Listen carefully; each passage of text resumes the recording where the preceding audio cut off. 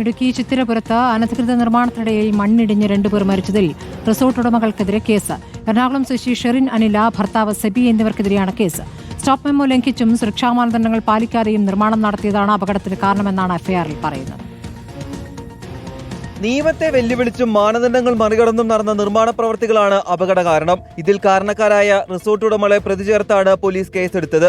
Resort ഉടമ എറണാകുളം സ്വദേശി ഷെറിൽ അനില, ഭർത്താവ് സെബി എന്നിവരാണ് പ്രതികൾ. ഇതിൽ സെബിയുടെ അറസ്റ്റ് പോലീസ് രേഖപ്പെടുത്തി. ഈ വർഷം ജനുവരിയിലാണ് നിയമം ലംഘിച്ചുള്ള നിർമ്മാണ പ്രവർത്തികൾക്ക് സ്റ്റോപ്പ് മെമ്മോ നൽകിയത്. പിന്നീട് ഇങ്ങോട്ട് പ്രവർത്തികൾ നടന്നിട്ടും റവന്യൂ അധികൃതർ തിരിഞ്ഞു നോക്കിയില്ലെന്ന് ആരോപണമുണ്ട്.